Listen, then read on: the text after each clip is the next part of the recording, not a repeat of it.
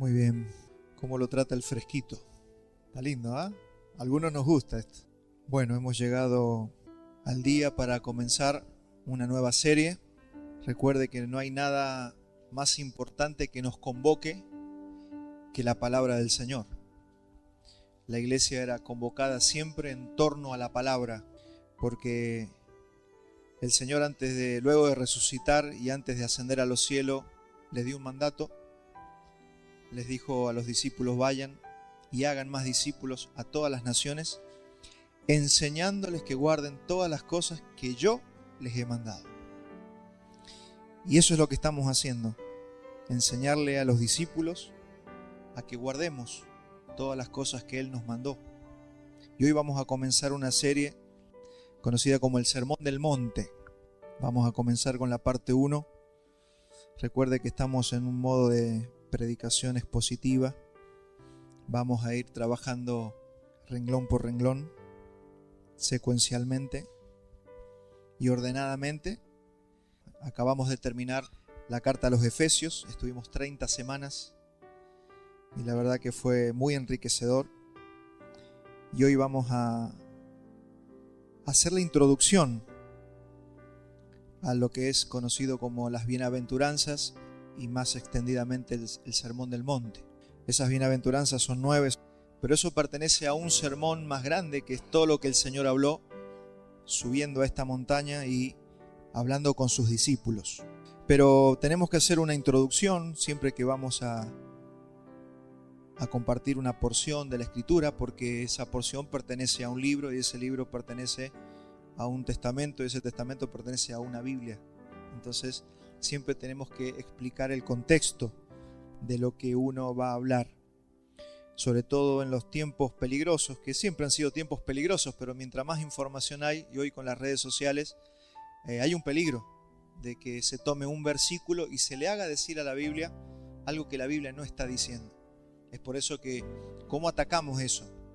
Cuando nosotros lo vemos en su contexto. Cuando vemos el contexto, nosotros podemos derribar todo argumento, porque esa es la idea de la parte contextual de un pasaje que nosotros estudiamos. Entonces vamos a conocer el contexto y hacer una introducción. Mateo es uno de los 4 evangelios de la sección que llamamos Nuevo Testamento, aunque si vamos a ser más rigurosos, digamos que el Nuevo Testamento comienza en Hechos 2 con la venida del Espíritu Santo, ¿sí? Pero se ha tenido que dividir y el Nuevo Testamento tiene o contiene estos 4 evangelios que hablan sobre todo de la vida del Señor Jesús. Por generaciones, este sermón que vamos a estar trabajando ha sido uno de los pasajes más conocidos y más amados en la historia de la iglesia. Se han escrito muchos libros, se ha analizado y se ha profundizado, y también ha sido tema de debate, ¿no? Por la interpretación que se le ha dado muchas veces al famoso Sermón del Monte o Sermón de la Montaña, como algunos le llaman. Es el evangelio de Mateo el que lo contiene, y es el evangelio que tiene el más fuerte trasfondo judío en comparación de los otros 3, porque Mateo escribió apuntando hacia un público judío cristiano, entiéndase, judíos que habían creído en el Señor Jesucristo, y hace un énfasis muy grande en Jesús como el Mesías de Israel. Por eso aunque tenemos 4 evangelios, usted va a ver que el énfasis del evangelio según Mateo hace un fuerte énfasis en confirmar que Jesús es el Mesías prometido a Israel. Es decir que al estar direccionado a un público judío, a diferencia de Lucas, si usted lee el evangelio de Lucas, Lucas era gentil y apuntaba a un público gentil. ¿Quiénes son los gentiles? Todos los que no eran judíos, ¿sí? Entonces usted sabe que tienen culturas diferentes y hay que hablarles diferentes, porque hay expresiones que un gentil va a entender y que un judío no, y viceversa. Entonces Mateo trabaja mucho la identidad de Jesús como el Mesías prometido a Israel, y va a usar varios títulos, por ejemplo, Hijo de Dios, Cristo e Hijo de David. Entonces, ¿por qué utiliza estos títulos Mateo? Porque lo que está tratando es de afirmar en estos judíos que han salido del judaísmo y se han convertido a Cristo, quiere afirmar la identidad del Mesías, de Jesús como el Mesías prometido a Israel. Entonces subraya que Jesús es la presencia de Dios con nosotros, por eso es el único evangelista que le llama Emmanuel, o menciona el nombre que María le puso a Jesús, Emmanuel, Dios con nosotros. Está haciendo ese énfasis y también lo retrata como el nuevo Israel. Eso hace Mateo, le llama a Jesús el nuevo Israel, el nuevo Moisés, y también lo menciona como la sabiduría encarnada. Todo eso es lo que está haciendo aquí Mateo en este evangelio. Recuerde que Mateo es el primero de los 4 evangelios. La mayoría de las citas de Mateo son de las escrituras en hebreo. Eso, cuando usted está leyendo, hacemos un análisis de lo que estamos leyendo. Muchas de las citas que va a utilizar Mateo están tomadas de las escrituras en hebreo y algunas de la Septuaginta, que es la traducción griega. Es para que usted entienda cómo se fue armando este evangelio según Mateo. Es muy probable que Mateo haya escrito un evangelio en arameo, porque los hebreos hablaban arameo en ese tiempo y solamente los sacerdotes usaban el hebreo. Entonces es muy probable que haya escrito 2 evangelios, uno en arameo y otro en griego, para que llegara a todas las personas. Entonces Mateo fue escrito pensando en llegar más allá de la iglesia local. La fecha se escribió entre el año 60 y el año 70 después de Cristo. Imagínense, Mateo estaba viviendo en esos años y hacía 30 años el Señor había muerto, resucitado y ascendido a los cielos. Entonces, en los años que Mateo está escribiendo este evangelio, todavía el templo no era destruido, todavía no venía Roma y destruía el templo, estaba vigente el templo. Y es importante entender la diferencia entre un evangelio y una epístola. Un evangelio está escrito para un público más amplio, para una ventana más amplia, y una epístola es más puntual, es más escrita para una iglesia, para un grupo reducido de personas. Entonces el evangelio está apuntado hacia una ventana más amplia, digamos toda la iglesia. Entonces los destinatarios son comunidades, como le dije recién, judeo-cristianas de todo el imperio romano. Le está apuntando a toda la iglesia Mateo, a todos los judíos que han salido del judaísmo y que han creído en el Mesías, donde hay judíos convertidos a Cristo recién salidos de la sinagoga. Usted sabe que un judío que creía en Jesús era expulsado de la sinagoga, así que salían con todas esas heridas, con esas cicatrices, con esa expectativa de qué será, estará bien lo que estoy haciendo, yo he creído en el Mesías, me acaban de echar de la sinagoga. Entonces con todas esas cicatrices él tenía que afirmar que Jesús era el Mesías, porque no faltaban las dudas, ¿no? No faltaban las dudas entre los judíos que estaban pasando por esta situación, y más el rechazo que comienzan a tener por su propio pueblo, sus propios familiares. Imagínense que hasta el día de hoy pasa eso.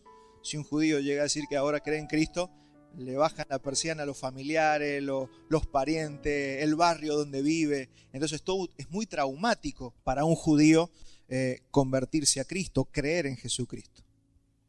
Entonces estos judíos necesitan evidencias fuertes para creer que la iglesia constituye ahora el verdadero Israel. Y eso es un poco lo que Mateo quiere decirles. Ahora la iglesia es el verdadero Israel. Entonces realmente hacían falta argumentos importantes. Y es por eso que, haciendo un repaso nosotros vamos a empezar a estudiar desde el capítulo 5, pero hay 4 capítulos anteriores y los voy a mencionar. ¿De qué hablan los primeros 4 capítulos? Mateo 1 habla de la genealogía de Jesús, por esto mismo, porque él tiene que afirmarles que en esa genealogía él desciende del rey David y él cumple con todos los requisitos para ser el Mesías prometido. Y también va a relatar el nacimiento del Señor Jesús. En el capítulo 2, Mateo habla de la visita de los astrólogos, o de los astrónomos o los famosos reyes magos que venían del oriente, ¿no? Y la matanza de los niños cuando Herodes se entera de que está por nacer o ha nacido un rey, entonces lo manda a matar, porque la palabra rey en esos tiempos, decir que había un rey nuevo era señal de sangre, porque todos luchaban por el puesto y por el trono que estaban ocupando. Así que imagínense que cuando un rey como Herodes se enteraba que había nacido alguien que le decían rey, automáticamente lo mandaba a matar. Por eso manda a matar a todos los niños menores de 2 años allí en Jerusalén. Luego, en el capítulo 3, nos habla de la predicación de Juan el Bautista y del bautismo de Jesús. Ahí hace la aparición Jesús y es bautizado por Juan el Bautista. El capítulo 4 nos habla de la tentación en el desierto y el comienzo del ministerio del Señor Jesús, eligiendo a sus 12 discípulos, sus 12 apóstoles.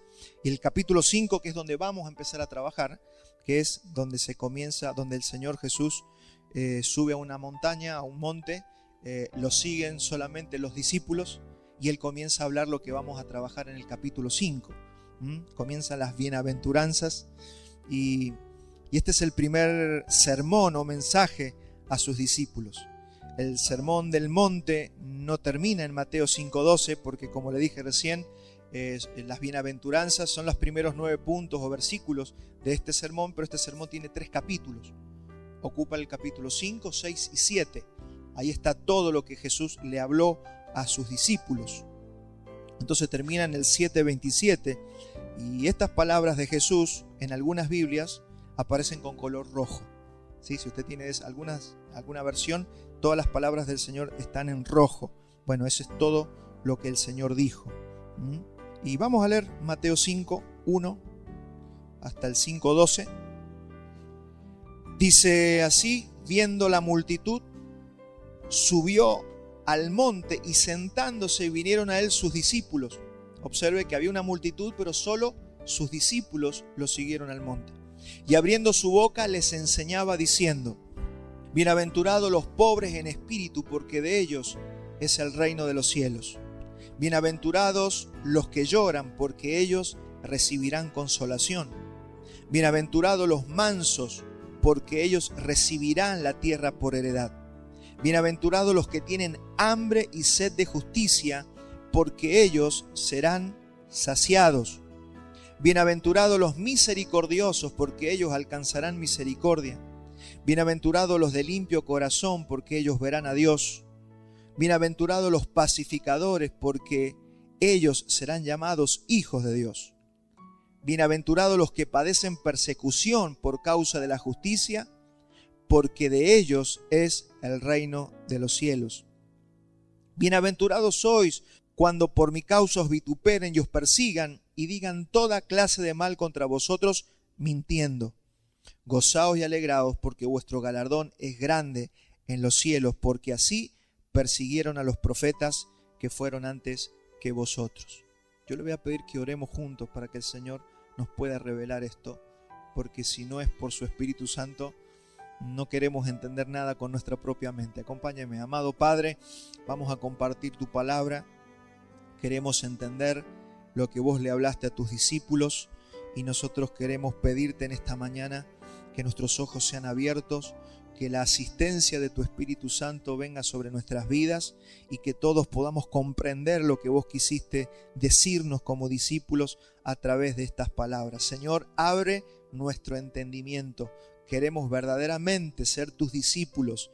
Señor, solo tu Espíritu Santo puede traer convicción a nuestros corazones y solamente tu Espíritu Santo puede darnos el entendimiento necesario. Te lo pedimos en este momento para nosotros, para nuestros hijos y para nuestras futuras generaciones. Te lo pedimos en el nombre de nuestro Señor Jesucristo. Amén y amén. Bien, entonces hay una curiosidad que quiero compartirles para que empecemos a tomar contexto de lo que estaba pasando con este Sermón del Monte. Hay un paralelismo entre el Sermón del Monte y la vez que Moisés subió al monte Sinaí para recibir la ley. Vamos a ver los parecidos que nos muestra la Escritura a través de estas dos situaciones. En la ley mosaica, Moisés, si usted habrá visto la película, la pasan muchas veces en Semana Santa, cuando pasan a Moisés recibiendo las tablas de los 10 mandamientos, hace referencia a eso. Entonces, en la ley mosaica, en ese momento, Moisés subió al monte Sinaí. En este caso, lo estamos viendo al Señor Jesús subir al monte. Está subiendo al monte. Segunda curiosidad o paralelismo que vemos, que es curioso también que el niño Moisés fue perseguido en Egipto. Usted sabe la historia. Quisieron matar a los niños en Egipto y fue perseguido Moisés. La mamá lo agarró, lo puso en una canasta, ¿sí? Lo echó al río para salvarle la vida. Jesús también pasó por la misma situación. Herodes quiso matar a todos los niños, entonces se tuvo que ir a Egipto, avisado por los ángeles. También vemos que ambos poseen la misión de liberar a un pueblo. Moisés tuvo que liberar al pueblo de Egipto, de la esclavitud de Egipto, y Jesús tuvo que liberar al pueblo de la esclavitud del pecado. Entonces estamos viendo los paralelismos que nos muestra la Escritura. Pero hay una diferencia también, es que en el Sinaí el único que pudo subir a la cima del monte fue Moisés, y dice que los demás no podían subir. Acá dice que el camino estaba abierto y todos los discípulos pudieron llegar al monte. Fíjese lo que nos quiere decir acá la Escritura. Acá hay una indirecta, podemos decir, de lo que está pasando, del pacto que está empezando a vivir el pueblo. Y las dos leyes, tanto la de Moisés como la de Jesús, concluyen con una maldición. Moisés termina la ley, escribiendo la ley, diciendo: maldito todo aquel que no cumpliere, que quitare y que sacare de esta ley. Y Jesús termina con lo mismo en el 7:24, hablando de las consecuencias de no poner por obras las palabras del Señor Jesús. Qué interesante ver estos paralelismos que nos hacen bien cada vez que estudiamos la Escritura. También Moisés es comparado con Jesús a través de los apóstoles, como apóstol en toda la casa de Dios, Jesús apóstol en la iglesia, el plan eterno de Dios. Entonces es de resaltar que la expresión que va a mencionar Jesús: oíste que fue dicho, pero yo les digo. Ustedes van a notar eso en todo el Sermón del Monte. El Señor Jesús repite muchas veces: oíste que fue dicho, pero yo les digo. Entonces Cristo acá lo que está haciendo es un claro contraste entre lo que escribió Moisés y que fue mal interpretado por los rabinos. Porque acá el problema es que la ley que había escrito Moisés había sido interpretada de una forma equivocada por todo el rabinato, por todos los líderes judíos de ese tiempo, por los sumos sacerdotes, por los escribas. Y lo que él está diciendo ahora a sus discípulos es una reinterpretación, pero también hay un añadido de Jesús, porque hay cosas que Jesús las empieza a cambiar. Eso es muy importante tenerlo en cuenta. El teólogo presbítero anglicano John Stott dice, y yo tomé 2 porciones de un libro de él y lo puse para que lo leamos juntos. Esto dice John Stott, dice: el Sermón del Monte es la delineación más completa de la contracultura cristiana que existe en el Nuevo Testamento.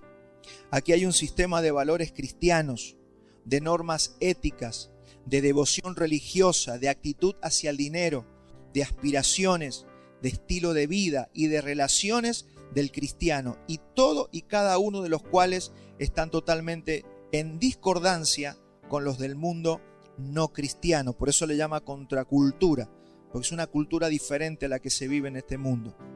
Y esta contracultura cristiana es la vida del reino de Dios, una vida completamente humana en verdad, porque estamos aquí en la tierra, pero vivida bajo el régimen divino.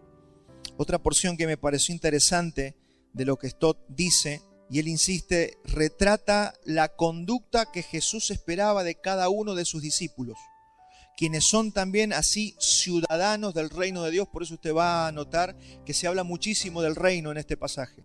Vemos al discípulo como es en sí mismo, en su corazón, en sus motivaciones y pensamientos, en el lugar secreto con su Padre. También lo vemos en el campo de la vida pública, porque este sermón toca todos estos ámbitos, todas estas situaciones, en sus relaciones con sus congéneres, mostrando misericordia, trabajando por la paz, siendo perseguido, actuando como sal, dejando que su luz brille, amando y sirviendo a los demás, incluso a sus enemigos, y dedicándose sobre todas las cosas a la extensión del reino de Dios y su justicia en todo el mundo.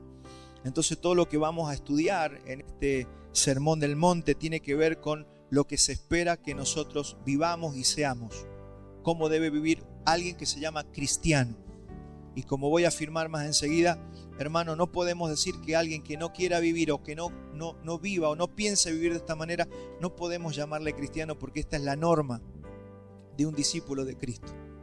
Entonces yo llamo a la iglesia y nos llamamos a todos, ¿no? A que esto no sea un sermón más, sino que nosotros podamos ver nuestro cristianismo a la luz de la palabra del Señor. Y que si nuestras vidas no se asemejan a lo que el Señor dice que es un verdadero cristiano, nosotros podamos tomar decisiones y podamos tomar determinaciones en cuanto a cómo estamos viviendo. Porque nosotros no debemos compararnos con un pastor, con un líder, con otra persona, con un hermano que es muy bueno. Nosotros tenemos que, nuestro metro de comparación es la persona de Jesucristo. Dice la Escritura que todo aquel que cree en Él tiene que vivir como Él anduvo, como Él vivió. Y solamente así podemos llamarnos cristianos. Porque llamarnos cristianos y no vivir como Cristo vivió es una falacia, ¿verdad? Entonces, prestemos muchísima atención porque creo que el Espíritu nos va a hablar como iglesia en este tiempo. Entonces, el Sermón del Monte que vamos a estudiar es conocido también como la ley de Cristo, ya que expresa los mandatos de Cristo para un verdadero cristiano. Y esto es algo que a muchos cristianos les cuesta entender, ya que sienten que estamos menospreciando una parte de la Biblia, pero de ninguna manera estamos menospreciando toda la parte de la ley o el Pentateuco o toda la parte del Antiguo Testamento. No la estamos menospreciando. Esto es algo que tenemos que afirmar al estudiar esto. Pablo dejó muy en claro que él ya no estaba bajo la ley, sino que ahora estaba bajo la ley de Cristo. Le voy a pedir que me acompañe 1 Corintios 9:19. Recuerde que estamos haciendo una introducción antes de comenzar. Dice 1 Corintios 9:19, por lo cual, siendo libre de todos, me he hecho siervo de todos para ganar a mayor número. Me he hecho a los judíos como judío. Recuerde que Pablo era judío. Pero mire lo que está diciendo. Me he hecho judío a los judíos. O sea que Pablo dejó de ser judío. De alguna manera, humanamente, dejó de ser judío. Dice, para ganar a los judíos. A los que están sujetos a la ley, aunque yo no esté sujeto a la ley. Miren qué fuerte la afirmación de Pablo. Imagínense Pablo en esos días y los judíos escuchando esto. Era un hervidero, era una olla a presión que los judíos escucharan a un judío que era de ellos decir estas cosas. Aunque yo no estoy sujeto a la ley, como sujeto a la ley, para ganar a los que están sujetos a la ley. A los que están sin ley, como si yo estuviera sin ley, no estando yo sin ley de Dios, sino bajo la ley de Cristo. Fíjese qué claro que es Pablo para decir que él ya no está bajo la ley de Moisés, ahora está bajo la ley de Cristo, dice, para ganar a los que están sin ley. Y Gálatas 6:2 dice, sobrellevad los unos las cargas de los otros y cumplid así la ley de Cristo. Fíjese cómo está cambiando Jesús en el discurso. Lo que antes los judíos decían, a ver qué hay que hacer acá, hay que caminar 100 cuadras, caminemos 100 cuadras. Todo había que cumplir todo lo que decía la ley. Y Jesús le está diciendo, le está cambiando el panorama.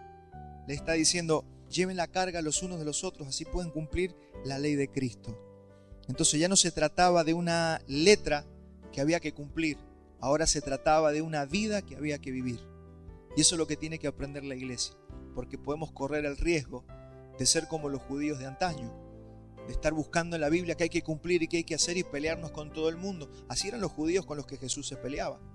Pero cuando vino Jesús, vino a enseñarnos que esto no se trata de una ley que hay que hacer cumplir y tratar de cumplir nosotros, sino que se trata de una vida que hay que vivir. Eso es la ley de Cristo, una vida que hay que vivir. Entonces, es claro que Jesús a este sermón lo está colocando sobre la ley mosaica. Pablo también declaró ya no estar bajo la ley, pero él no está sin ley. Y antes que alguien se asuste, yo quiero explicar los 3 o 4 motivos que tuvo el Señor para darle la ley a Moisés. Y la importancia que la ley sigue teniendo. Porque a veces decimos, bueno, entonces ahora anulamos, estamos cortando la gente. Hay cristianos que se asustan. No, el pastor cortó la mitad de la Biblia, dice que el Antiguo Testamento ya no sirve. No estamos diciendo eso. Para eso necesitamos entender los 4 motivos que tuvo Dios para darle la ley a Moisés. El primero, no sé si lo puse, ¿está? ¿Los 4 motivos? Sí, ahí los tengo, mire, para que los pueda leer y los podemos fijar mejor.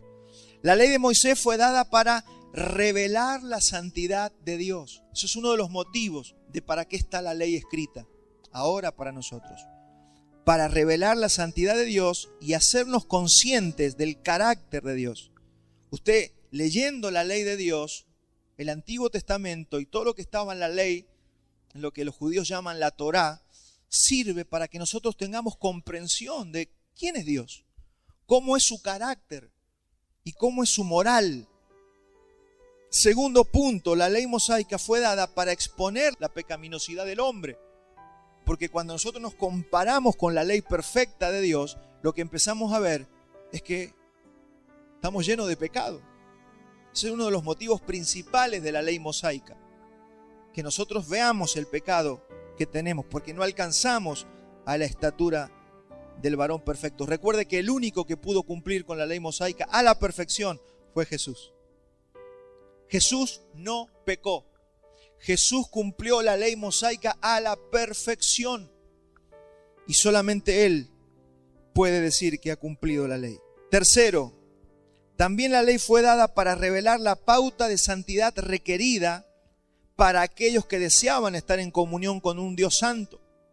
Es decir, si usted quiere tener comunión con Dios, lo que te está diciendo la ley, estas son las pautas, estos son los requisitos. Tienes que hacer todo esto. Tremendo. Esto también lo debemos observar y téngalo en mente, que una cosa era hablar de la ley para una nación completa como era la nación de Israel, pero también verlo desde el punto individual de cada uno de nosotros. Y eso hace una diferencia muy grande, porque esa ley fue dada a una nación, que fue la nación de Israel terrenal. Entonces, nosotros todavía podemos utilizar, pero no se utiliza de la misma manera. Una cosa es la aplicación de una ley, toda una nación, y otra cosa es para lo que hoy los seres humanos podemos utilizar la ley mosaica. Y cuarto, por último, hay un cuarto propósito, es que también fue el ayo. ¿Qué es lo que era el ayo? Era un tutor que los hebreos contrataban para que les ayudara a criar a su hijo. Entonces dice que la ley fue un ayo o tutor para llevarnos a Cristo y a la ley de Cristo. ¿Por qué? Porque ese fue el objetivo. La ley de Dios vino, ¿para qué? Para que los hombres digan, pero yo no puedo cumplir esta ley. Aparte, la ley terminaba diciendo, maldito aquel que no cumpliera todas estas cosas. Y si fallamos en un punto, es como si hubiéramos fallado toda la ley. O sea que no es por graduación o por porcentaje. No se puede decir, bueno, yo cumplí el 85% de la ley. No, tienes que cumplirla toda para poder ser salvo. Así que imagínense que ahí eso está sacando a la luz. ¿Para qué sirve la ley? ¿Para qué sirve la ley? Y esto es interesante. ¿Para qué? Para que no cometamos el error de muchos cristianos que están yendo a la ley de Moisés y dicen, no, a mí me gusta cumplir esto sí. No, pero esto no, porque esto ya no se puede. Sí, pero esto sí.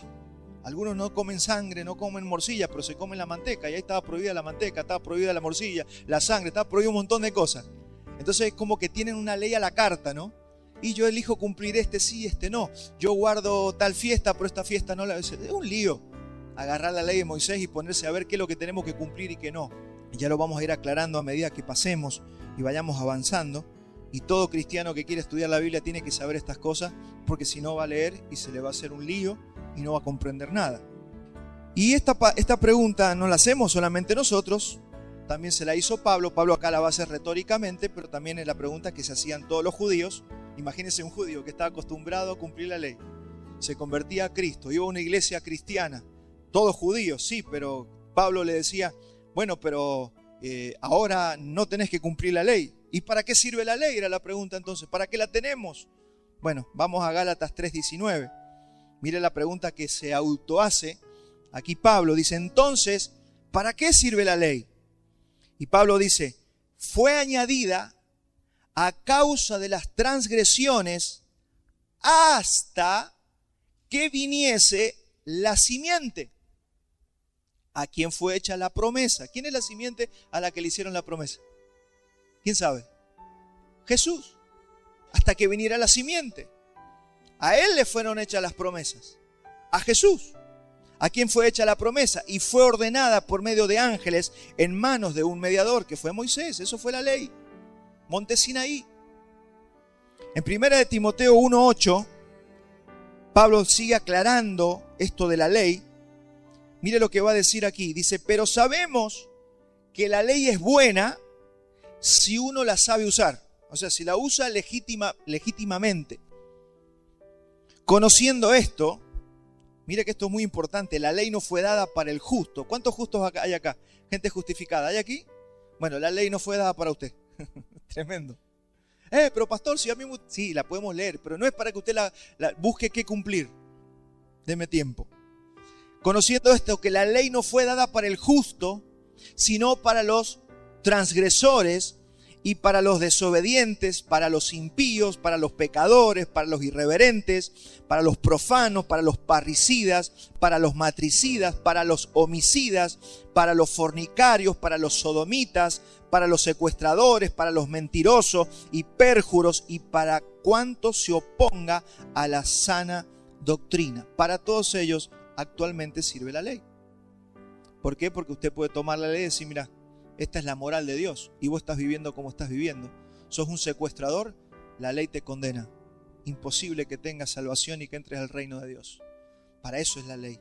Entonces a usted y a mí nos sirvió la ley antes de conocer a Cristo.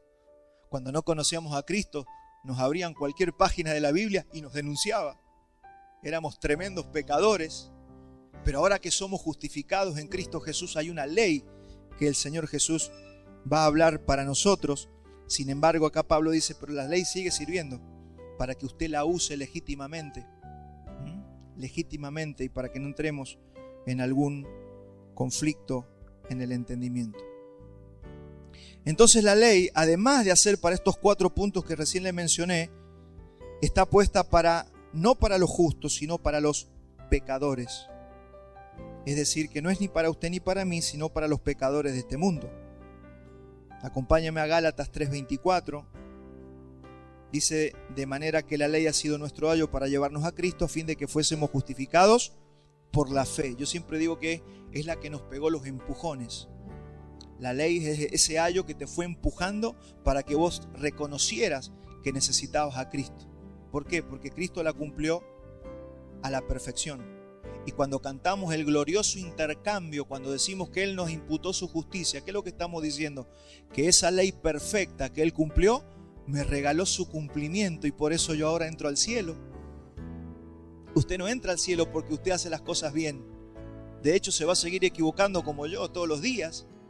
Ahora, nosotros entramos al cielo. Si hoy partiéramos de esta tierra, automáticamente veríamos el rostro de nuestro Padre en los cielos. ¿Sabe por qué? Porque Él nos regaló su justicia. Y eso es lo que Pablo está diciendo aquí. Pero mira el 25, pero venida la fe, ya no estamos bajo el ayo, ya no estamos bajo el tutor. Usted ha sido liberado de la ley, no de la santidad y de las responsabilidades, porque vamos a ver que Jesús levanta la vara mucho más y la interpreta mucho mejor que los judíos. Pero nosotros ya no estamos bajo el ayo para andar buscando allí qué dijo Moisés y que nosotros ahora habrá que guardar, mire las preguntas, ¿habrá que guardar el sábado o no? Eso es lo que andan discutiendo algunos. Y eso, yo qué les diría, salgan de allí, salgan de allí. No anden discutiendo si hay que guardar el sábado, no anden discutiendo si hay que comer o no ciertas comidas. Porque Pablo y el Señor Jesús se encargaron de decir, señores, coman de todo lo que hay en la carnicería, no pregunten nada por causa de conciencia.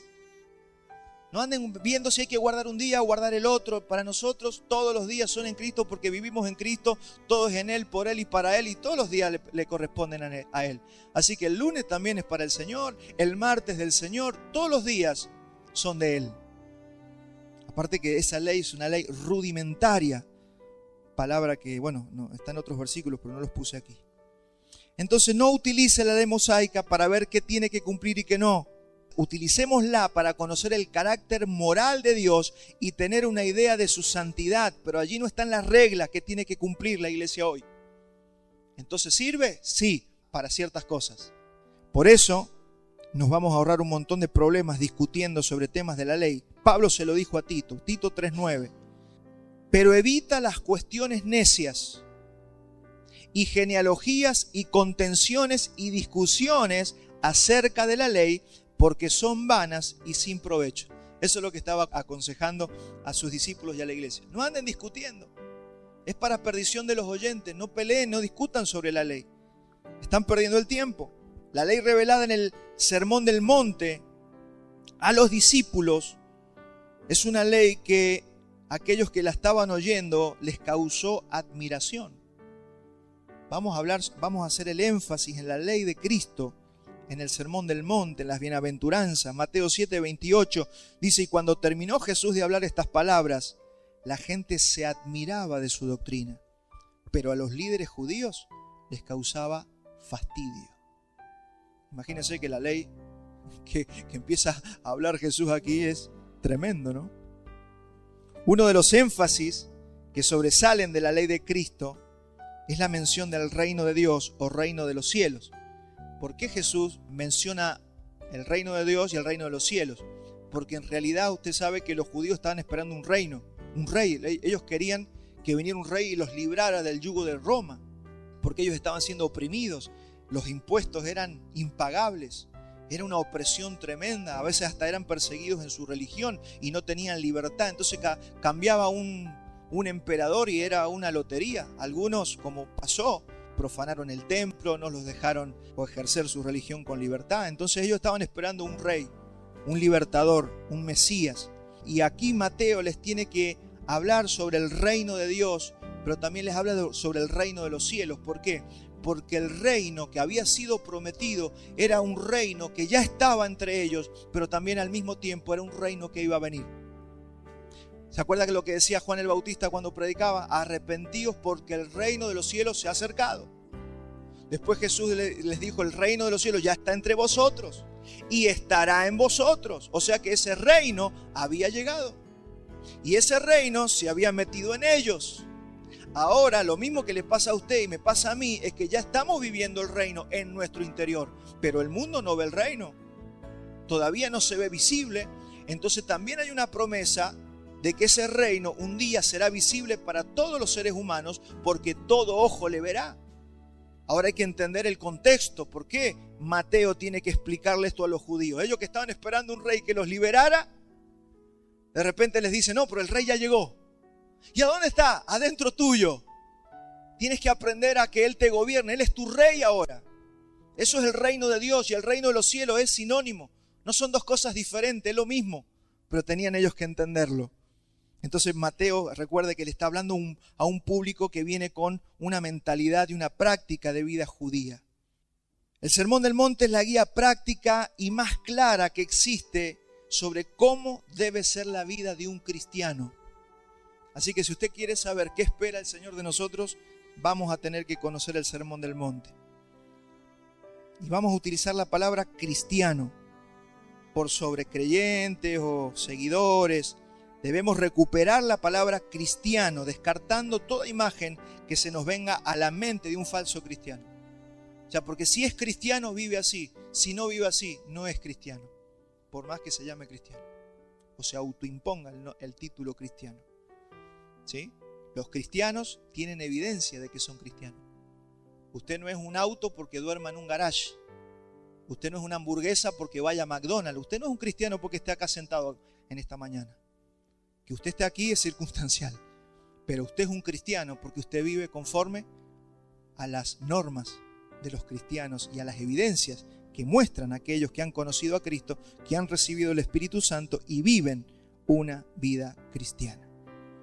Esto va a explicar por qué algunos discípulos decían: no, pero Señor, es muy dura tu palabra. Y sabe lo que les dijo Jesús: pero ustedes se quieren ir, váyanse, pero esta es la vida que yo les propongo. Esta es la vida que yo les propongo. Y estos son los mensajes muy confrontativos. Porque decimos: pero qué dura la... No es dura la palabra, esta es la palabra. Que nosotros queramos vivir un cristianismo light, eso corre por nuestra cuenta, pero estas son las normas de nuestro cristianismo. Y la iglesia, gracia y verdad, vamos con esta puntapié inicial, vamos a ser entrenados con esta palabra de cómo debemos vivir. Y esto va a corregir muchas conductas de nuestra vida. Así que prepárese, ore al Señor, pidámosle al Espíritu Santo que nos ayude, porque sí se puede vivir así, pero eso solamente se puede en el Espíritu. Por eso es tan importante entender todo lo que nos va a venir y nos va a seguir diciendo el mensaje. Entonces la antigua ley escrita fue escrita en piedras. Dice Jeremías que ahora es reemplazada por una nueva ley escrita en los corazones de las personas. Ya cambia hasta dónde está escrita. Antes escrita en tablas de piedra, ahora está escrita en tu corazón. Y no están escritas ahí los 5 libros de Moisés, está escrita la ley eterna de Dios. La ley de Moisés fue rudimentaria, limitada en su extensión, no limitada en su calidad, sino en su extensión. No, usted no tiene 5 libros ahí escritos en el corazón. Usted tiene la ley eterna de Dios. Eso está dentro suyo. Y las bienaventuranzas describen el carácter del discípulo. Lamentablemente, una parte del cristianismo ha hecho un mayor énfasis en la ley mosaica y ha reducido todo el sermón del monte a máximas morales que enseñó el Señor Jesús. Hay gente que le da más, no, la ley mosaica sí es la ley de Dios. Y estas son sugerencias de Jesús. No, de ninguna manera. El Señor Jesús dijo, oísteis que fue dicho, pero yo ahora les digo. Oísteis que te podías divorciar si era adulterio, pero ahora yo te digo que si solo lo piensas en tu corazón, has adulterado en tu corazón. Fíjese cómo cambia la cosa. Entonces, hermanos, prestemos atención a lo que Jesús y el Espíritu le quiere decir a la iglesia. El Sermón del Monte no habla de cosas que debemos hacer para llegar a ser cristianos. En realidad, hacemos estas cosas porque somos cristianos. Usted no va a ser cristiano porque cumpla esto. Solamente los cristianos pueden cumplir las cosas que vamos a ver en el Sermón del Monte. No son el medio, son una evidencia y la regla de vida para un verdadero cristiano que va a heredar el reino, porque lo que está ofrecido para aquellos que vivan de esta manera es el reino de los cielos, es la herencia del reino. ¿Cuántos quieren heredar el reino? Yo no sé todo lo que significa eso, pero que yo lo quiero, lo quiero.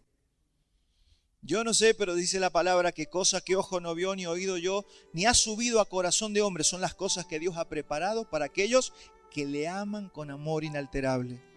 Y yo quiero eso. No sé cómo será, no sé todos los detalles, pero yo lo quiero. Yo quiero heredar el reino.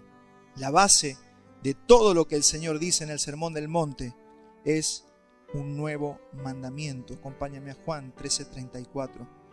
Estas son palabras de Jesús. Dice, un mandamiento nuevo os doy, que os améis unos a otros como yo os he amado, para que también os améis unos a otros. La base del Sermón del Monte y de todas las reglas que el Señor pone es el amor. Porque nadie que no ame al Señor o intente amar al Señor va a poder cumplir nada de esto. Y ya vamos a ver cuál es el motor y cuál es la fuerza que viene sobre nosotros para que sí podamos vivir y cumplir con las demandas del reino de Dios. La otra base para entender el Sermón del Monte es que está diseñado para discípulos, personas que ya han sido justificadas y que han recibido el Espíritu Santo. Nada de este sermón puede obedecerse sin el Espíritu Santo. Presta atención a esto, por favor. Nada de lo que vamos a leer en este sermón se puede obedecer sin la potencia del Espíritu Santo. Vamos a fracasar, vamos a fallar. Así que, hermanos, necesitamos tener comunión con el Espíritu Santo si es que nosotros queremos poder dar las evidencias de que somos discípulos obedientes. Entonces, nada de este sermón puede obedecerse sin el Espíritu Santo, es decir, sin Cristo morando dentro nuestro. Es como que usted va a un país y en ese país todo es carísimo, pero apenas usted llega le dan la plata para que usted compre todo lo que quiera. Eso es el Espíritu Santo dentro de nosotros. Pero qué caro que es, no sé, Malasia, y todo carísimo. Pero usted llega y en el aeropuerto le dicen, toma, acá tiene un cheque en blanco para que usted compre todo lo que necesita en este país. Eso es el reino de Dios, mi hermano. En el reino de Dios no hay miseria. En el reino de Dios se nos dio el Espíritu Santo para que nosotros podamos cumplir con todas las demandas que el Señor le hace a sus hijos. ¿Puede creer esto? Si usted lo puede creer, lo va a poder empezar a buscar y vivir, porque si no es imposible. Y muchos cristianos han tratado de ser cristianos con sus propias fuerzas y se han desilusionado y se han cansado y muchos han abandonado el camino. Pero mi hermano, no cometamos ese error. Necesitamos del Espíritu Santo. Como le decía ayer a una iglesia donde estamos predicando, mi yugo es fácil y es ligera mi carga. Jesús dijo eso. ¿Sabe qué significa? Es fácil. Es fácil con el Espíritu. Es imposible con sus propias fuerzas. Así que hágase y ármese con este pensamiento. Entonces la obediencia a la ley de Cristo tiene como resultado bienaventuranzas y bendiciones. Son condicionales. Usted fue justificado por la obra de Cristo. Pero acá lo que nos está diciendo es: bienaventurados los que hacen tal cosa. Bienaventurados los que hacen esta otra cosa, o los que son de esta manera. Entonces son condiciones para aquellos que obedecen la reglamentación de la ley de Cristo. Hay bendiciones. Es decir, que el Espíritu Santo es el dinero corriente, o la obediencia es el dinero corriente de curso legal para el reino de Dios. Y esa capacidad solamente nos es dada por el Espíritu Santo. Lo que está diciendo el sermón es que si alguien quiere ser verdaderamente feliz, esta es la forma.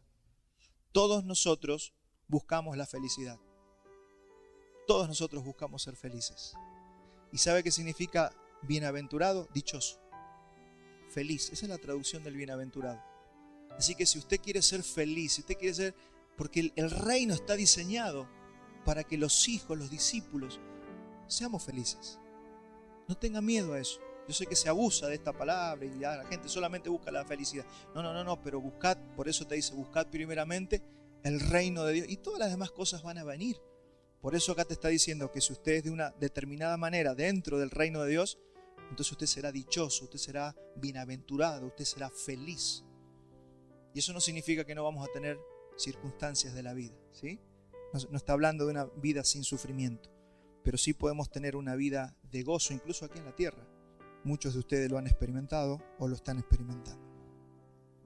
Aquí hay un error que introdujo lamentablemente la iglesia romana, la iglesia católica, que es dividir a los cristianos entre practicantes y laicos. ¿Usted ha escuchado eso? Yo soy, pero no soy practicante. Así dicen algunos cristianos, ¿no? Sobre todo en la parte del catolicismo. Sí, no, yo soy católico, pero no soy practicante. Y en los evangélicos también, ¿no? Sí, yo soy cristiano, pero no voy a la iglesia. O no practico, no soy practicante. Y tienen eso lo inventó Roma. Roma metió eso de separar entre algunos cristianos que son los consagrados y otros los que no son consagrados.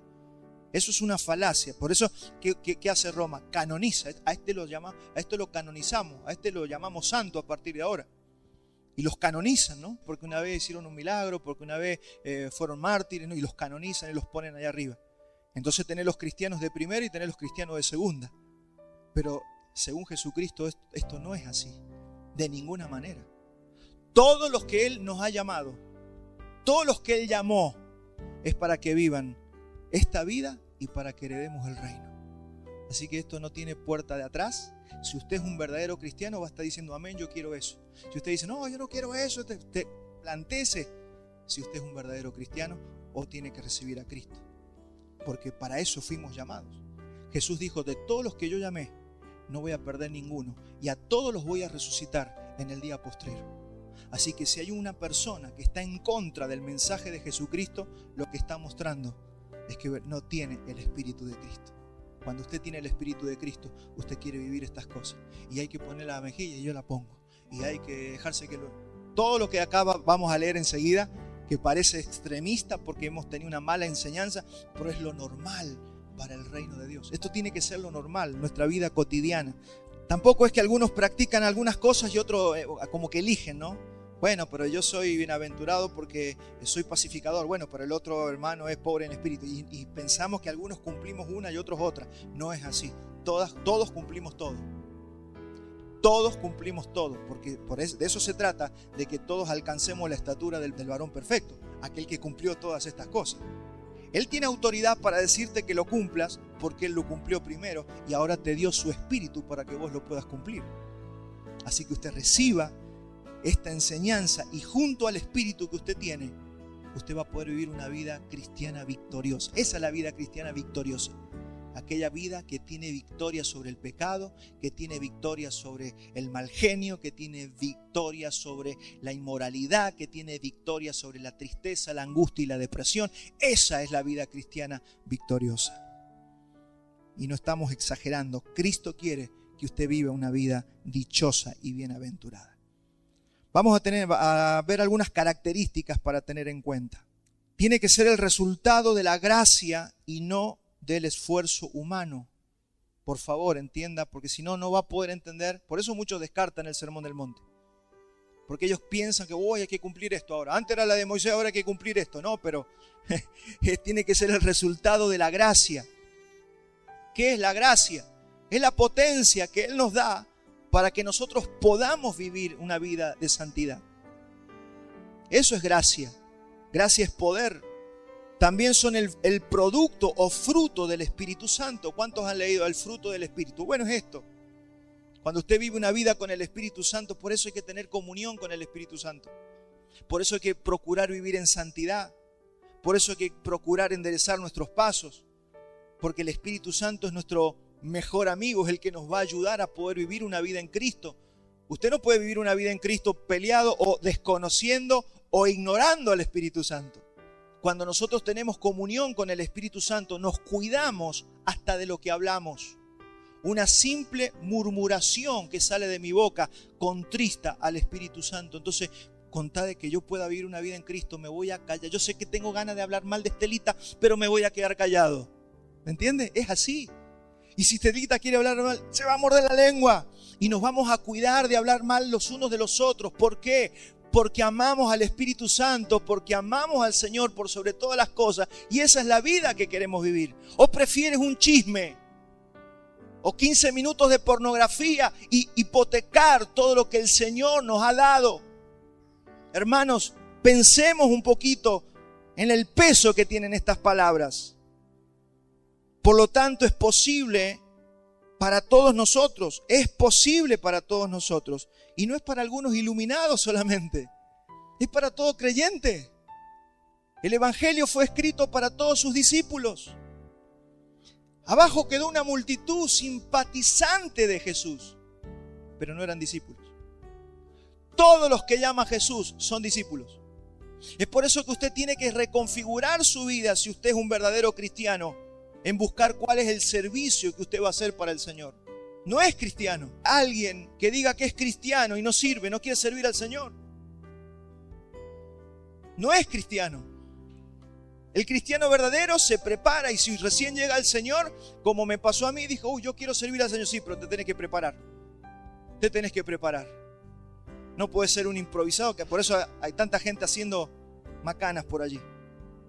Llegan al Señor, ya quieren servir y no, todavía no se han preparado. Prepárate, entrenate, santificate y vas a ser un vaso limpio para honra, para servir al Señor.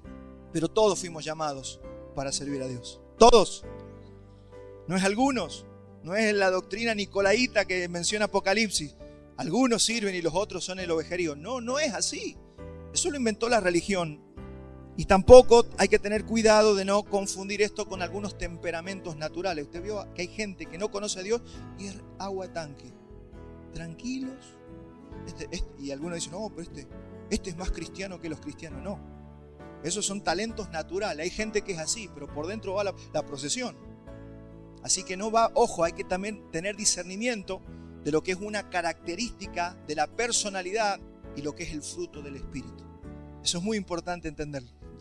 Terminamos la introducción. Vamos a la primera de las bienaventuranzas. Y creo que nos vamos a quedar en esa nomás. Mateo 5:3. Dice, bienaventurados los pobres en espíritu, porque de ellos es el reino de los cielos. Acá lo primero que tenemos que descifrar es qué es un pobre en espíritu. Y lo segundo que tenemos que descifrar es qué es el reino de los cielos. Pero vamos a trabajar qué es un pobre en espíritu. Ser un pobre en espíritu es la clave para poder vivir todos los demás beneficios del reino, porque todo comienza con la pobreza de espíritu. No le tenga miedo a esa palabra, pobreza de espíritu. Desde ya le digo, no es pobreza material, es pobreza de espíritu. Los pobres en espíritu. Porque también hubo un sector de la iglesia romana que entendió mal este versículo y bienaventurados los pobres. Entonces empezaron a hacer votos de pobreza. Y vendían todo y se iban a un claustro y se encerraban allí. Y ahí pasaban 50 años leyendo los salmos con una túnica. Eso pasó en la Edad Media Y todavía en algunos lugares pasa. No está hablando de eso. Usted no le sirve a Dios metido en un claustro. Usted le sirve a Dios sirviéndolo, haciendo lo que Él nos mandó a hacer. Id hasta lo último de la tierra y enséñenle a los discípulos todas las cosas que yo les he mandado. ¿Qué cosa nos mandó el Señor? El sermón del monte.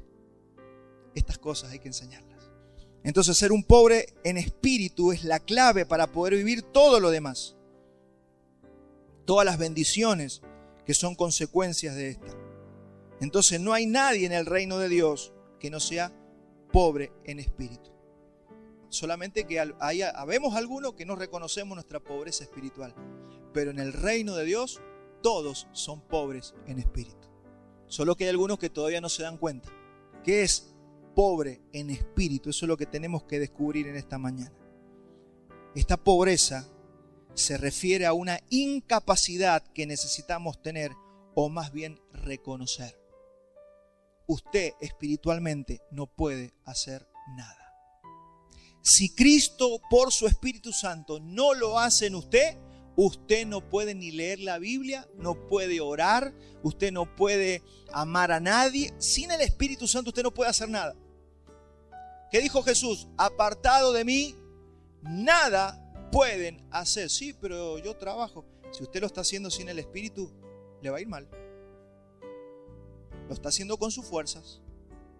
Entonces no lo hagas con tus fuerzas, hazlo con el Espíritu. Entiende la palabra, entiende lo que el Señor le dice a la iglesia. Entonces una pobreza que se refiere a una incapacidad que todos tenemos. ¿Y sabe qué es lo más importante? No si la tengo o no la tengo. El tema reconocerlo, ese es el gran problema en esta mañana. Que usted y yo podamos reconocer que somos incapaces. Encima tenemos todo un discurso en este mundo que es cree en usted mismo. Usted puedes lograrlo. Todo el mundo te bombardea con eso. ¿Qué te dice Jesús? Usted no puede. Usted no está capacitado. Usted necesita el Espíritu Santo. Pero a nosotros nos gusta escuchar los mensajes motivacionales, motivadores, que te dicen, no, si usted, este es tu tiempo. Así, ¿vio? Todas esas frases salen de las iglesias. Este es tu tiempo. Ha llegado tu hora. Tú eres el siervo tremendo de Dios. Y te empiezan a llenar con todo eso. Por eso va en contra del Evangelio. Bienaventurados los pobres en espíritus, los que tienen carencia, los que saben que tienen carencia, la han reconocido. Cuando lo logras reconocer, empiezas a mostrar que eres un heredero del reino de los cielos. ¿Esto qué va a hacer? ¿Cómo podés saber si lo has entendido? Porque sí, el pastor lo dijo, yo lo entendí. No, si usted ha entendido esto que yo estoy diciendo, esto te lleva a una oración diaria de humillación y de clamor para que la gracia de Cristo me sustente en todo. No puedes ni atarte los cordones de la zapatilla sin la gracia de Dios. Oh, pastor, qué exagerado que está esta mañana. ¿Sabe por qué usted se ató la zapatilla? Yo me até los zapatos esta mañana porque estamos sanos de la cintura por su gracia. Porque un problemita en tu cintura y no te puedes ni agachar. Entonces, hasta que usted y yo no reconozcamos que todo lo que somos, que todo lo que tenemos, de que todo lo que respiramos proviene de Él y es por Él y es para Él, yo todavía no soy un pobre en espíritu. O no entendí que soy un pobre en espíritu. Cree que tiene, cree que puede, pero no puede. Y eso le pasa a muchos cristianos. Yo cuando recién me convertí le dije, Señor, dame 2 tablas, yo te voy a levantar una iglesia. El orgullo que tenía era tremendo. Hasta que el Señor te procesa y te dice, no podés. Hasta que un día te dice, Señor, no puedo. Claro, uno cuando recién conoce al Señor se quiere comer el mundo. Se cree que puede transformar el mundo y queríamos ir a predicar y nos íbamos ahí. Ni le preguntábamos al Espíritu Santo. Íbamos a todos lados a predicar, como decía mi abuelo, atolondrado. Y así a veces vivimos hasta el día de hoy, atolondrados. No, ¿qué nos falta? Hay que terminar la casa, vamos. Y vos buscate un laburito allá y yo voy a hacer esto y vamos a vender empanadas. No, tranquilo, deje de volverse loco con la vida. Si el Señor no edifica tu casa, usted en vano va a trabajar. No, pongamos cerco y pongamos... Si el Señor no te protege, por más cerco que pongas, se te van a meter los ladrones. Los ladrones no entran porque usted es muy habilidoso, es porque el Señor nos cuida. Pero hasta que no empecemos a entender el Evangelio, hermano, vamos a sufrir el chocarnos pared tras pared hasta que aprendamos la lección. Porque el Señor quiere que entiendas que eres un pobre en espíritu si es que has creído en Él. Y yo lo noto en cómo lo voy a notar. Si tengo una oración de humillación y clamor todos los días. Si no tengo que orar, si siento que no necesito nada, hay alarmas. ¿Seré un pobre en espíritu? No se puede llenar una vasija con vino nuevo si todavía conserva el vino viejo. El Señor enseñó estas cosas. Vaciate, te tenés que vaciar. No, vos no sabés que yo lo voy a lograr. Yo voy a terminar la carrera. Yo voy a estudiar.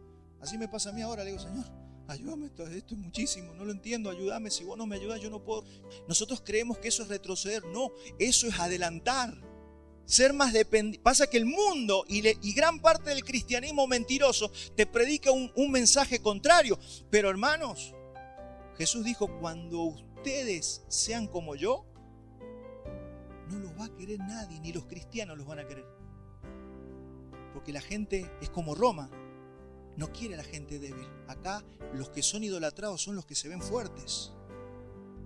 Fíjese la política, ninguno agacha la cabeza. El que más grita es el más fuerte. Creen que el que grita más fuerte ese es el más respetado, pero no es así. Y serán aborrecidos de todos por causa de mi nombre, dijo el Señor. Pero que seas aborrecido por causa de su nombre, porque vivís como pobre en espíritu y no porque sos un mentiroso que no paga lo que debe. No es por eso. Algunos se buscan, se escudan atrás de eso. O sea, que no te quieran porque te ven que eres un pobre en espíritu. Está bien. Está bien eso. Bienaventurados los pobres en espíritu, porque de ellos es el reino de los cielos. Observe que primero tiene que haber una pobreza para luego podamos heredar. Si no está esa pobreza, no heredas. Hay una oración que describe lo que es la pobreza y esto nos va a graficar. Miren, en vez de buscarme una, hay una ahí en la palabra, así que la vamos a leer. Lucas 18:11, cuando usted lee la vida o la oración del fariseo y el publicano. Lucas 18:11 dice, el fariseo puesto en pie, eran dos tipos que estaban orando.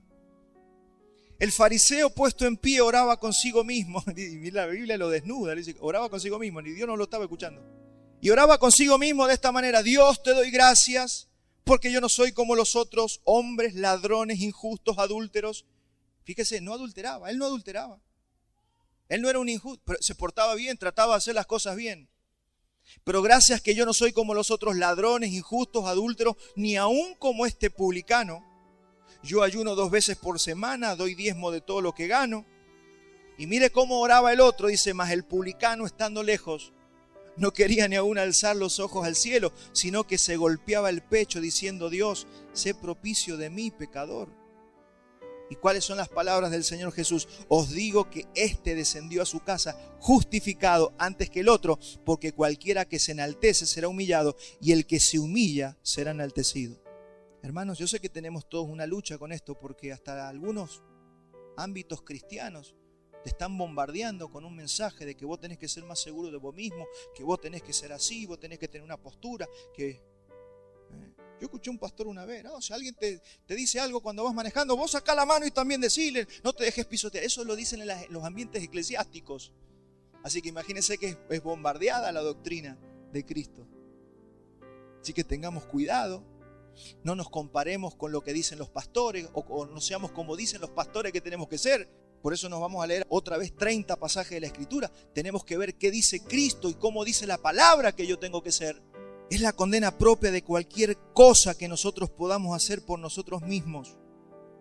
Vuelvo a repetir, condenemos todo lo que nosotros podemos hacer por nosotros mismos, con nuestras fuerzas humanamente. Eso es lo que yo tengo que condenar. Hasta que no se agote tu fuerza humana, no vas a necesitar de la fuerza de Cristo. Cuando todavía te quede 1 centímetro de tu sabiduría, 1 centímetro, 1 gramo de tu inteligencia, la vamos a querer usar. Por eso el Señor nos tiene que humillar a todos. Y el Señor dice, humíllate vos, porque si yo te tengo que humillar va a ser visible, se van a dar cuenta todos. Humíllate vos. Entonces nos podemos humillar en la intimidad y el Señor nos va a levantar. Por eso dice, si entras a orar, cerrada la puerta, todo lo que pidas al Padre en el secreto, Dios te recompensará en público. Pero si nosotros no nos humillamos nosotros, el Señor dice, este es muy cabezón, lo voy a tener que humillar públicamente. Y por eso usted ve hombres preciosos de Dios que de repente aparecen en pecado, todo el mundo se entera de lo que hicieron. ¿Por qué? Porque eran ellos. No lleguemos al punto de ser tan orgullosos que el Señor tenga que sacarnos el mantel de la gracia y exponer todas nuestras miserias. ¿Para qué? para que seamos humillados, bien humillados, y digamos, Señor, tenías razón. Ahora entendí que soy pobre en espíritu y que te necesito a vos. Usted lo vive todos los días con su hijo. Usted quiere a su hijo ayudarlo, y su hijo, no, yo sé, yo puedo. Así somos los niños inmaduros. Déjame a mí. Yo sé. Y no quieren recibir consejo de nadie. Eso es ser inmaduro, niño inmaduro. Y usted dice, bueno, se martilla el dedo y ahora yo le enseño cómo se usa el martillo. Juan 15:5, Jesús lo explicó de tantas maneras. Yo soy la vid, vosotros los pámpanos. El que permanece en mí y yo en él, este lleva mucho fruto, porque separados de mí, nada podéis hacer.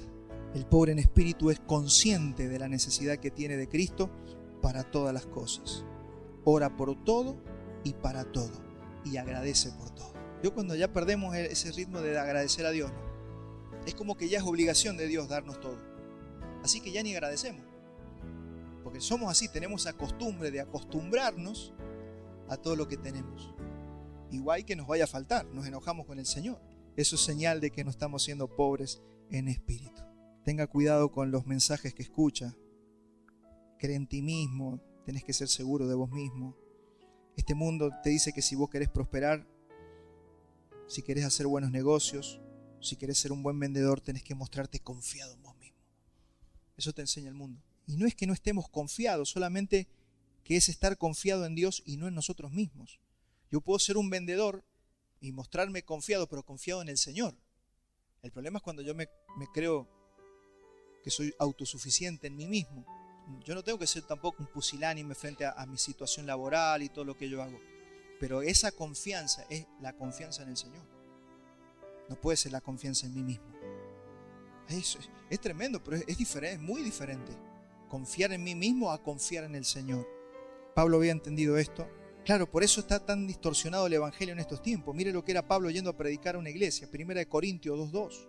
Si podemos decir que después de Jesús hubo alguien, es Pablo el que mostró la pobreza de espíritu. Dice Pablo, pues me propuse no saber entre vosotros cosa alguna, sino a Jesucristo y a este crucificado. Es decir, yo no quiero hacerme el que tengo la máxima revelación. Yo no les voy a andar refregando que yo fui al tercer cielo.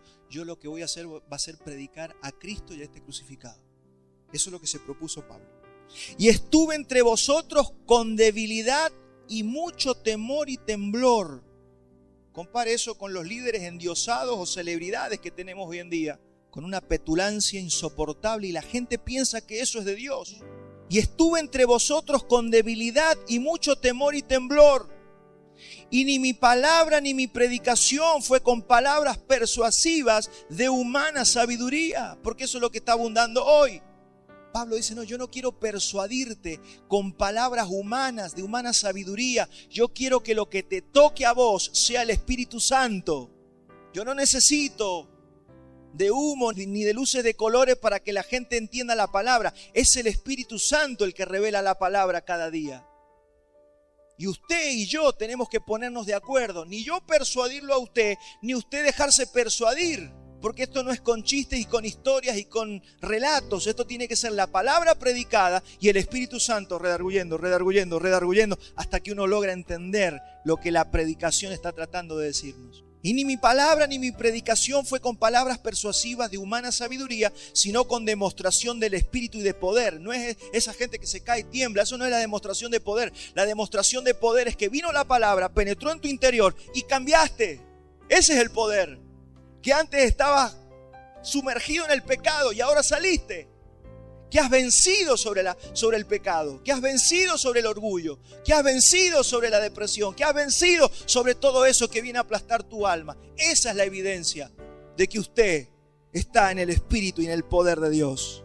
Para que vuestra fe, dice aquí, no esté fundada en la sabiduría, es decir, en la fortaleza de los hombres, sino en el poder de Dios. ¿En qué tiene que estar fundada tu fe? En el poder de Dios. A mí el que me tiene que sacar de mi vacío es el Señor. Hay gente que lamentablemente, ¿sabe qué hace?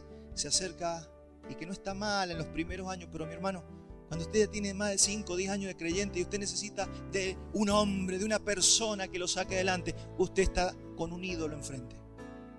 Usted tiene que derribar ese ídolo. Usted tiene que aprender a conocer el poder de Dios. Porque si usted necesita una persona, usted todavía no conoce el poder de Dios. Y a muchos de nosotros el Señor, para que aprendamos la lección, nos dejó solos. Y te va a sacar amigos y te va a sacar gente. Y aunque estés rodeado de familia, te vas a sentir solo, para que aprendas a confiar en el poder de Dios. Porque si no, nos hacemos bastones. La gente termina siendo nuestros bastones. Es que yo me siento mal, lo voy a llamar a Leo. No, es que yo me siento mal, lo voy a llamar a Alfredo. Y eso es idolatría. ¿Te sientes mal? Encerrate con el Señor. Conoce el poder de Dios. ¿Qué vas a predicar si nunca el poder de Dios te sacó de la depresión? ¿A quién le vas a predicar? Por eso la iglesia no predica. Porque si no tenemos victoria, ¿qué evidencia vamos a llevar? Para que vuestra fe no esté fundada en la sabiduría o en la fortaleza de los hombres, sino en el poder de Dios. Pablo no fue con una actitud soberbia, sino con debilidad y temblor. No quiso persuadir con palabras humanas. ¿Qué tenemos que buscar nosotros? Que sea el Espíritu Santo hablando y no la persuasión de nosotros como humanos. Para que la fe se funde en el poder de Dios y no en el poder de los hombres. Esto, hermanos, es ser pobres en espíritu.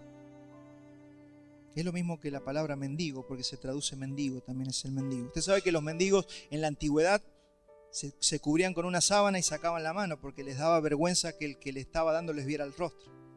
Lo hacían los leprosos. Era muy vergonzoso tener que pedir, entonces se cubrían.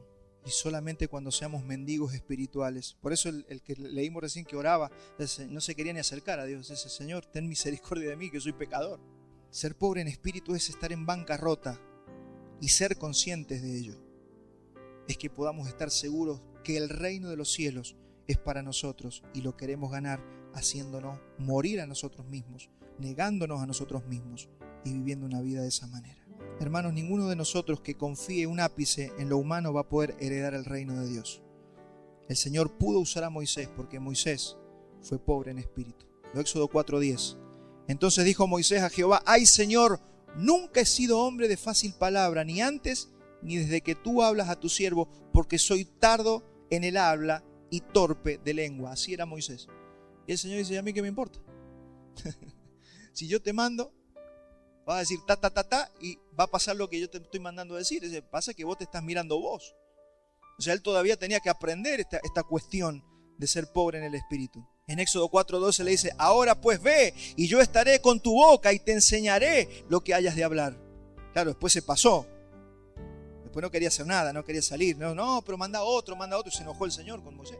Pero empezó bien. No sirvo para hablar. No importa, si Dios te llama, te va a usar. Si no, Dios no necesita lo que vos tenés para usarte. Necesita que seas pobre de espíritu para Él llenarte y usarte. Un mendigo espiritual es aquel a quien le ha sido arrebatada la base de la autosuficiencia. Es aquel que vive en total dependencia de Dios para todas las cosas. Salmo 51:17. Termino con estos últimos versículos. Salmo 51:17. Los sacrificios de Dios son el espíritu quebrantado, y al corazón contrito y humillado no despreciarás tú. Salmo 34:18. Cercano está Jehová a los quebrantados de corazón, y salva a los contritos de espíritu. No es derrota, hermanos, es humildad. Hay gente que se cree derrotado. No, ¿cómo me van a ver así? Vuelvo a repetirte esto, pero es importante. Cuando estés un pobre en espíritu, no va a ser respetado ni por los otros cristianos. Porque este mundo es como Roma, respeta la fortaleza. Por eso Roma no respetaba a los niños, a las mujeres ni a los ancianos. Pero usted se va a ganar el favor de la persona más importante, que es Cristo. Y usted va a heredar su reino. Y un día, cuando usted herede el reino, ¿qué va a pasar con aquellos que confiaron en sí mismos? Nos verán del otro lado de la cima. Ahora está en el reino de Dios. Yo me reía de los cristianos. Yo me burlé de ellos porque eran muchos no estudiados, no tenían apellido, no eran conocidos, no eran famosos. Y hoy todo el mundo se quiere sacar foto con los famosos. A mí nadie me para en la calle y va a decir: Walter, una foto con vos. No, se quieren sacar con Messi, se quieren sacar con ellos. Mejor, ojo, no estoy diciendo que yo quiero eso. Yo no quiero que nadie se quiera sacar una foto conmigo. Solamente lo pongo como ejemplo para que usted sepa que nosotros no buscamos la fama. Y lo triste y la tristeza que me da ver a tantos hombres buscando ser famosos en el reino de Dios. Este sí es el último versículo, Filipenses 3:3. Dice Pablo: Fíjese cómo lo que la mayoría valora, Pablo lo desechó y nosotros debemos desecharlo. Porque nosotros somos la circuncisión, dice Pablo, los que en espíritu servimos a Dios y nos gloriamos en Cristo Jesús, no teniendo confianza en la carne. Aunque yo tengo también de qué confiar en la carne. Si alguno piensa que tiene de qué confiar en la carne, yo tengo mucho más. Circuncidado al 8º día, del linaje de Israel, de la tribu de Benjamín, hebreos de hebreos, en cuanto a la ley fariseo, en cuanto a celo perseguidor de la iglesia. Imagínense, este era el héroe de todos los judíos. Todos decían, Pablo, tremendo Pablo. Todos los judíos idolatraban a Pablo. En cuanto a la justicia que es por la ley, irreprensible, se portaba bien. Pero cuántas cosas eran para mí ganancia, las he estimado como pérdida por amor de Cristo. Él decidió desechar la fama, que todos lo aplaudieran, que todos lo invitaran a predicar a toda la sinagoga. Él rechazó todo eso. ¿Para qué? Y acá lo va a decir, pero cuántas cosas eran para mí ganancia, las he estimado como pérdida por amor de Cristo, y ciertamente aún estimo todas las cosas como pérdida por la excelencia del conocimiento de Cristo Jesús mi Señor, por amor del cual lo he perdido todo y lo tengo por basura para ganar a Cristo. O sea, usted no puede ganar a Cristo guardando todo. Pablo no podía ser fariseo de fariseo y tener a Cristo. No, tenía que renunciar a todos los títulos de la carne. No, que a mí me tiene que respetar el mundo. ¿Por qué todo el mundo te tiene que respetar? Si nuestra esposa a veces no nos reconoce es porque el Señor tiene que tratar con nosotros y viceversa. No sé, el Señor va a ponerte en situaciones para que te des cuenta que tienes que reconocerte un pobre en espíritu, porque Él quiere que heredes el reino y te quiere sacar ese orgullo que yo y que vos tenemos. Pero solamente si entendemos lo que es ser un pobre en espíritu, vamos a poder lograrlo.